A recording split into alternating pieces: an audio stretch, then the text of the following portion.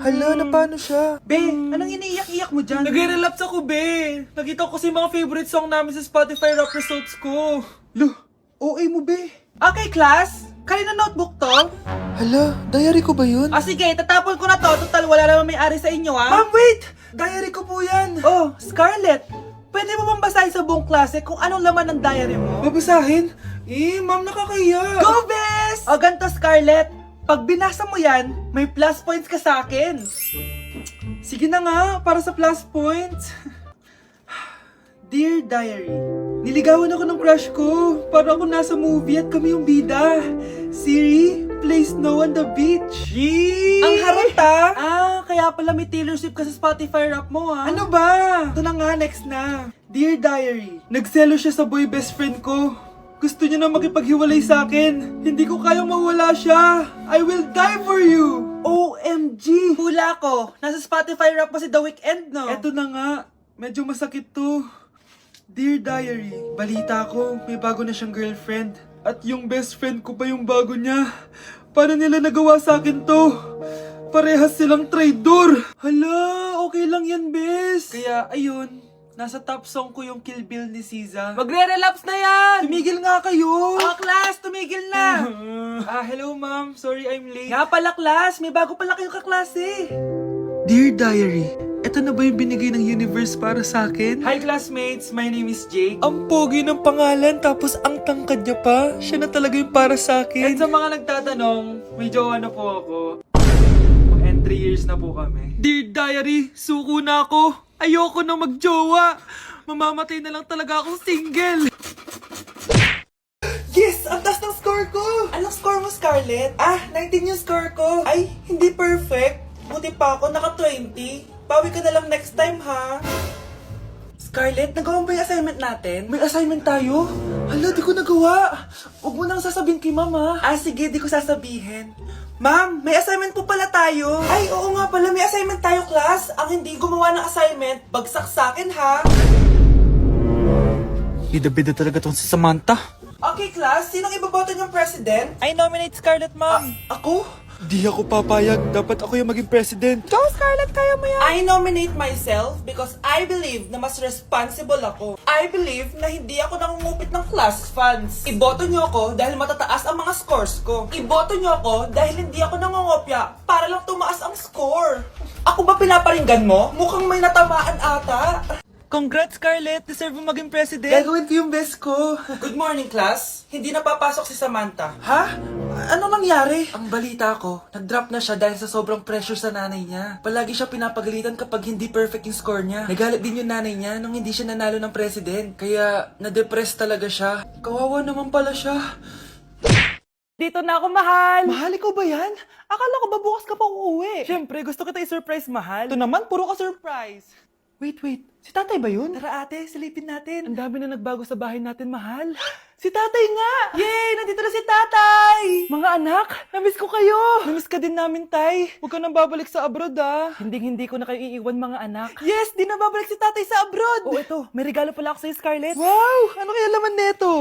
Eto naman, gumastos ka pa. Hayaan mo na, mahal. Ngayon lang ako nakabawi sa mga anak ko.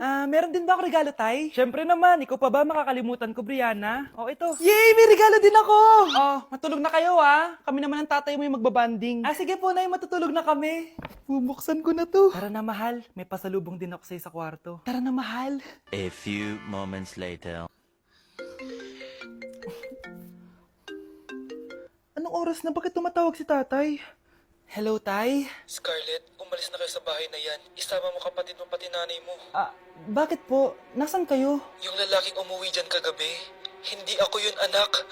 Umalis na kayo dyan ngayon na. Nay! Yung lalaking umuwi dyan kagabi, hindi ako yun, anak. Umalis na kayo dyan ngayon na. Nay! Nay! Aray! Mahal. Napano ka? Sinaktan ka ba ng lalaking to, Nay? Okay lang ako. Napaso lang. OA na nanay. Ano nangyayari dito? Nay! Brianna! Sumama na kayo sa akin! Sasaktan tayo ng lalaking to! Di natin alam baka mamamatay tao yan! Ate, anong sinasabi mo? Si tatay yan, oh. Hindi yan si tatay, Brianna! Nay! Sumama na lang kayo sa akin! Scarlett, ako to.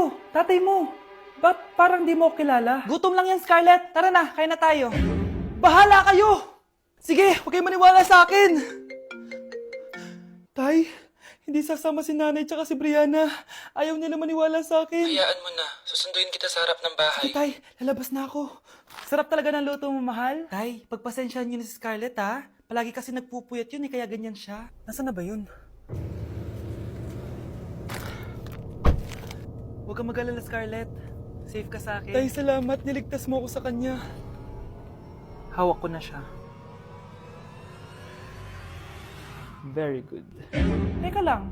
Bakit wala dito si Scarlett, mahal? Pabalik na yun, mahal. Sige na, kumain ka na lang dyan. Sige. Kain na tayo.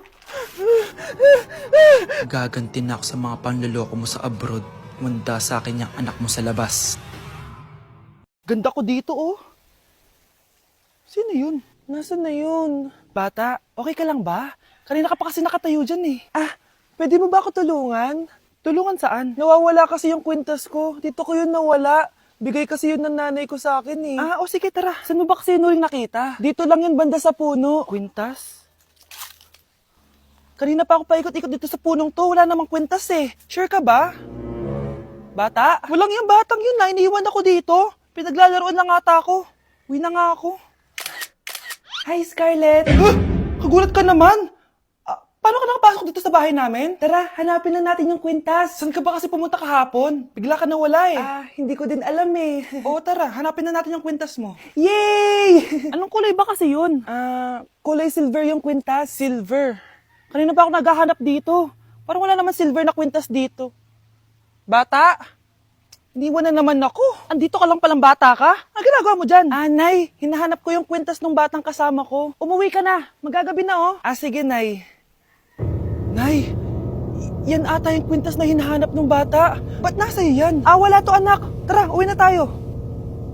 Nay, saan mo ba talaga galing yung kwintas na yan?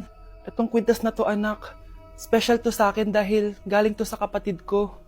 Kaso, namatay siya nung 9 years old siya. So yung bata kanina, siya yung tita ko na namatay? Oo anak, siya lang ang may favorite sa akin. Mga magulang namin. Ayaw sa akin. Kaya sobrang mahal ko yun, anak. Ang lungkot naman pala, Nay. Sobrang sakit lang. Sorry. Tama na yun, Nay. Nanay mo yung pumatay sa akin, Scarlett.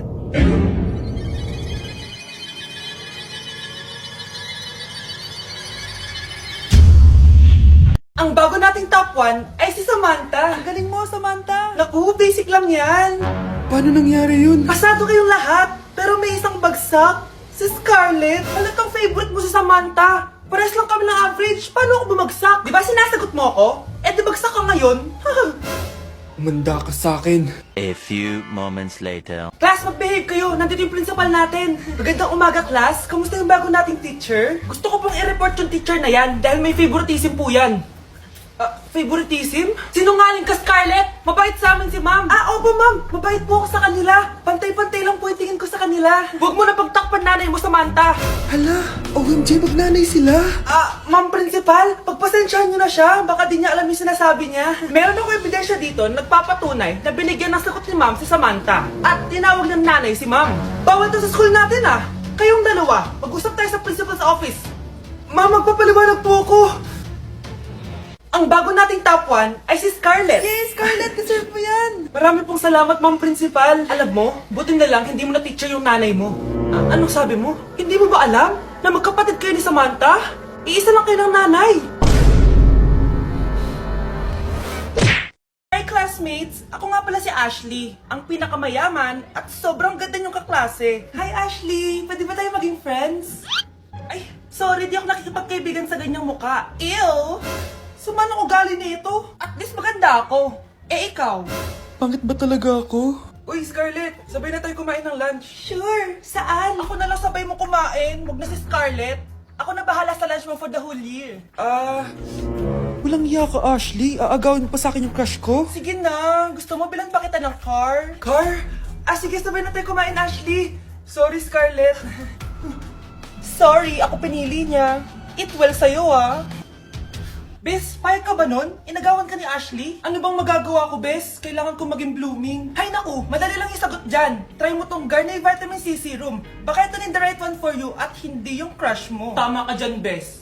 Kaso natatakot ako, baka lalo lang ako maging haggard. Don't be afraid to try new things kasi. Malay mo ito na yung sagot para maging fresh ka. Sabi mo yan na. OMG, ang fresh na ni Scarlett. Ano kayang ginawa niya? Paano siya naging fresh? Hindi pwede to. Oh, ano ka ngayon, Ashley? Mas fresh na si Scarlett kesa sa'yo. Scarlett, pwede ba tayong sabay kumain ng lunch mamaya? Che, di na kita kailangan. Sapat na sa akin ng Garnier Vitamin C Serum. Kasi it passes the hashtag Garnier yang check. Humanda ka na, Ashley. This is the beginning of my revenge. Ma'am, parang wala po ata sa lesson natin yung number 5. Ay, wala ba? O sige, bonus na lang yan. Thank you, ma'am. Ma'am, wala po ata sa lesson natin yung number 5. Oh, anong gagawin ko? Puro ka kasi daldalan, kaya di mo alam. No, favoritism si ma'am. May sinasabi ka? Ay, wala po. A few moments later. So, ganun lang siya kadali. Ma'am, pwede po pa-excuse? Sumasakit po yung puson ko eh. Sige, punta na lang sa clinic, may gamot doon. Sige po, ma'am. Nagets niyo ba, class? Ma'am, excuse po, sumasakit po yung puson ko. Ang arte mo naman. Konting sakit lang, excuse agad. Kapag di maganda, wag na mag-inarte. Kala mo naman ang ganda ni ma'am. Hello po, ma'am. Sorry po, absent ako kahapon. Nagkalagnat po kasi ako eh. Ganun ba? Sige, excuse na lang kita. Sige po, ma'am. Thank you po. Ma'am, excuse po. Nilagnat po kasi ako kahapon kaya di po ako nakapasok. Naku, tigilan mo ako ha! Walang isang araw na lagnat. Ang sabihin mo, tamad kang pumasok. Ikaw nga, palagi ka nga di pumapasok eh. Anong sabi mo? Totoo naman, ma'am. May favoritism ka. Susumbong kita sa principal. Maniniwala ba ang principal sa'yo? Wala ka namang ebidensya. Anak, mag-exam tayo mamaya ha. Dapat mas mataas grades mo kay Scarlett. Oo naman, Nay. Mas magaling naman ako sa kanya. Anak ni ma'am si Samantha. Eto yung mga sagot mamaya sa exam. I-perfect mo yan. Sige na, Nay. Baka may makakita pa sa atin. Humanda kayong dalawa sa principal. Tapos na yung maliligayang araw niyo.